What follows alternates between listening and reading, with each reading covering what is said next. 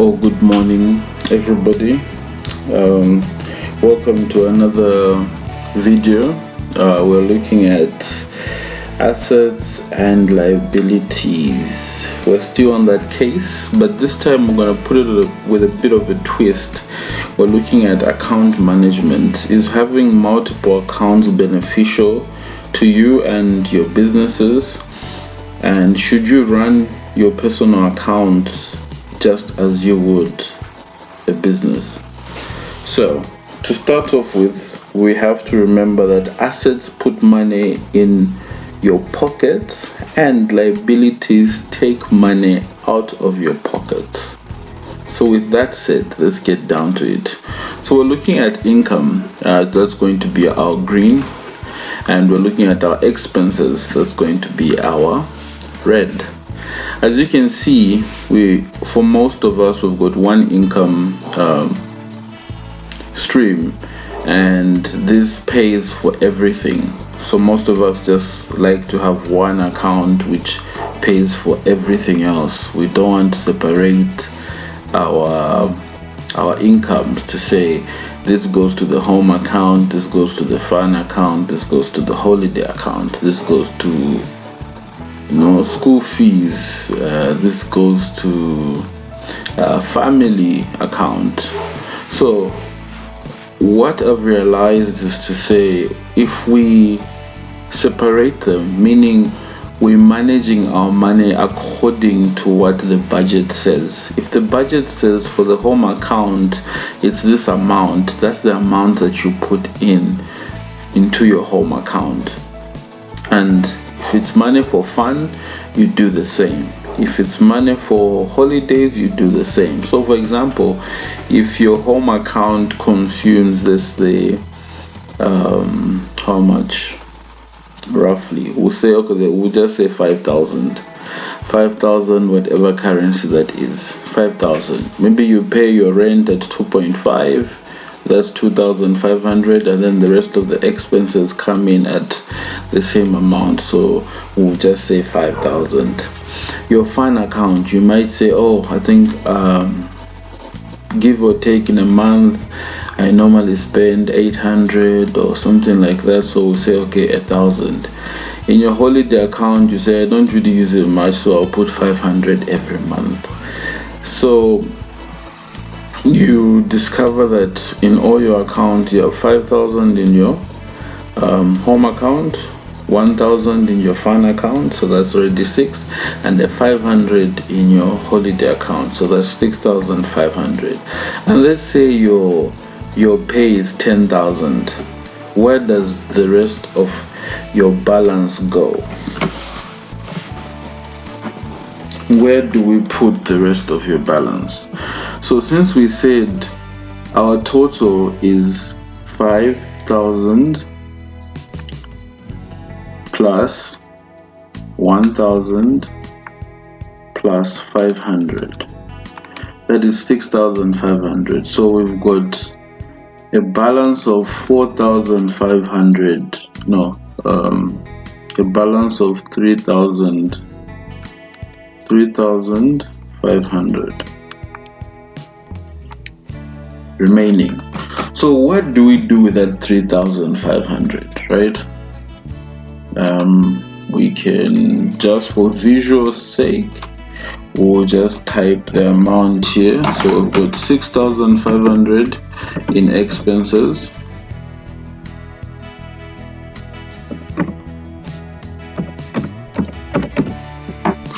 and we have a 3,500 surplus.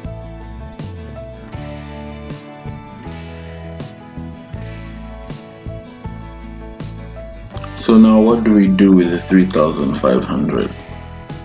Like we always say, money should always be given a purpose, right? So what we need to do with that 3,500 is introduce an investment account. And that account will grow to start paying off your expenses one by one. So how do we do that? So we're going to shift to another chart.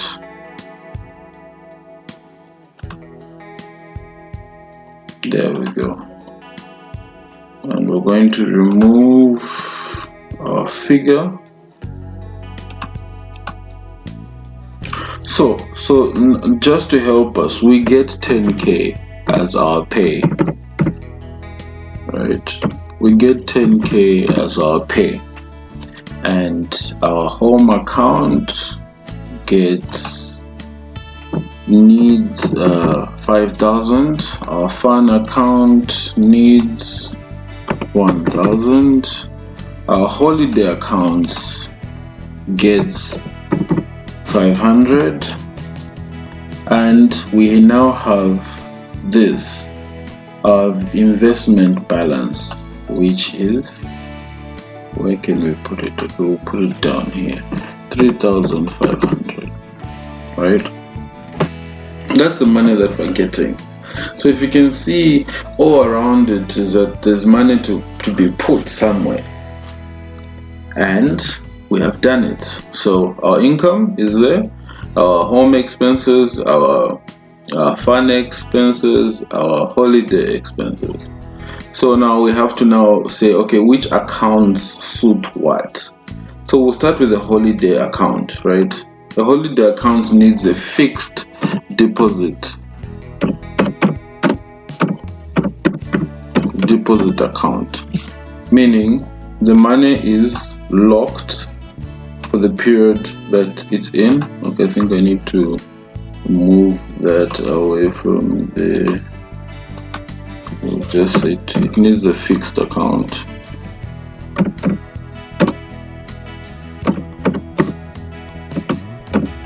It needs a fixed deposit account because you don't need this money immediately, so it can stay in an account for, let's say, 6 months or 12 months just locked, gaining some small interest rate from the bank, but you have to keep putting this money every month, the 500. So at the end of the year, at least you know you would have had how much?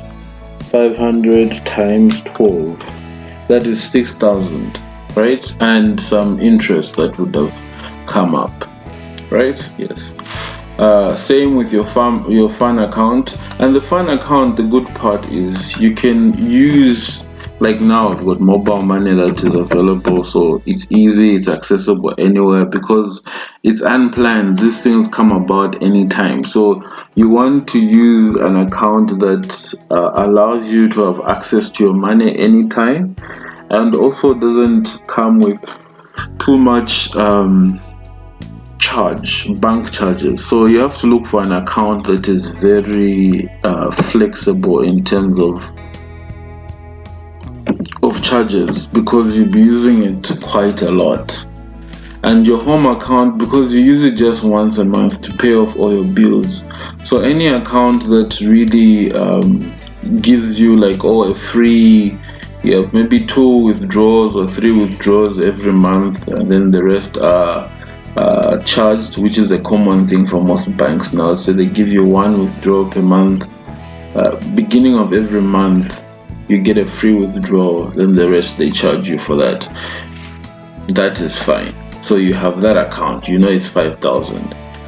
Now with your now let's go back to your investment account, which is this green one, and we need to write investment there because it's not showing.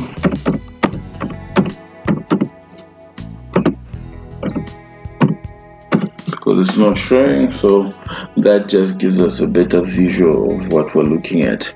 And how do we start with only 3,500? You see, the key thing is to allocate and compound.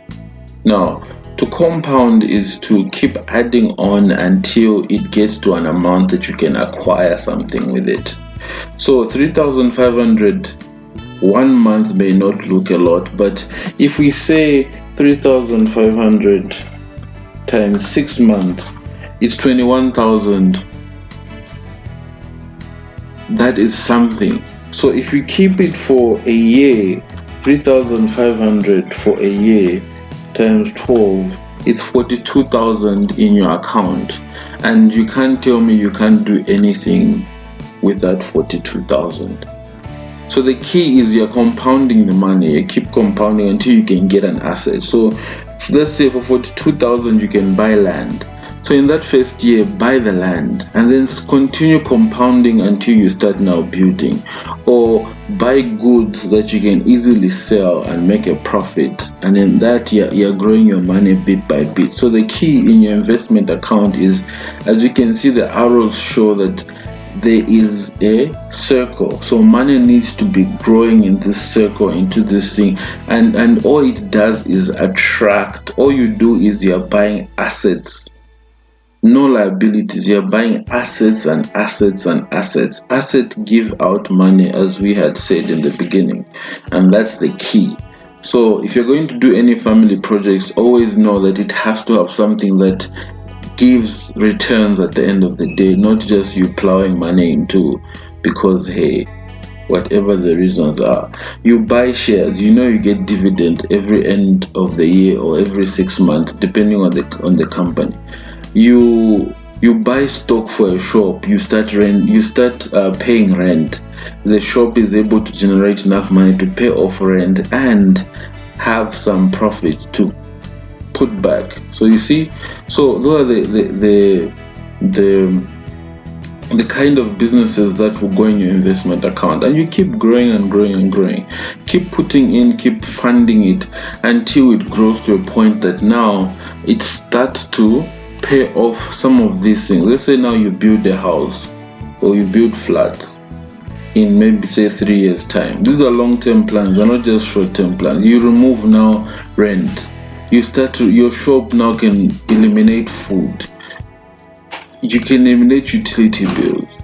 You can eliminate DSTV, internet, etc. Yes? Yebo.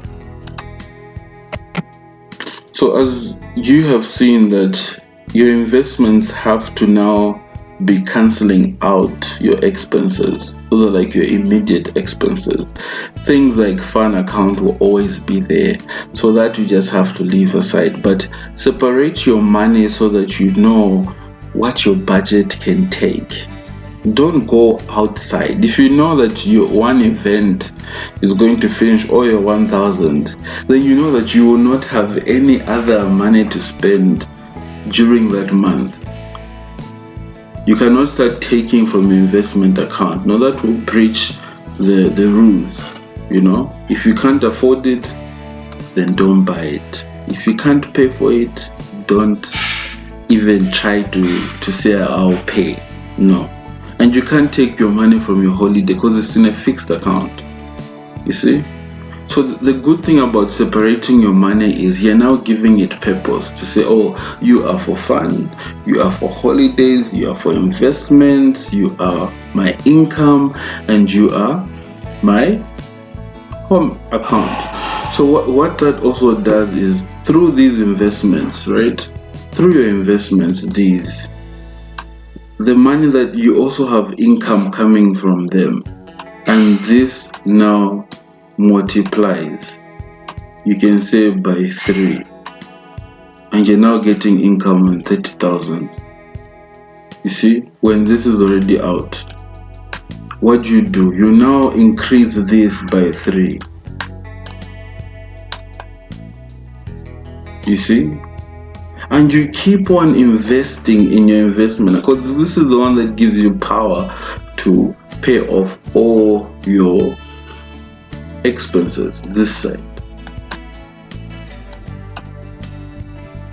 And if you don't have enough on your green side, then you're now already in the negative, because that means your reds are more than the green, meaning your expenses are more than the green. So you always be in the negative, meaning you're going to have to reduce one of your expenses to get it in a healthy state, because this has to balance, and the green always has to outweigh the reds. That's the key to staying afloat.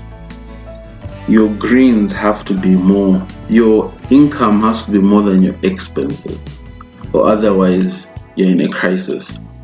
So thank you for watching. I hope it helped someone. I hope it will make you make certain decisions a bit different. I'm not an advisor in any way.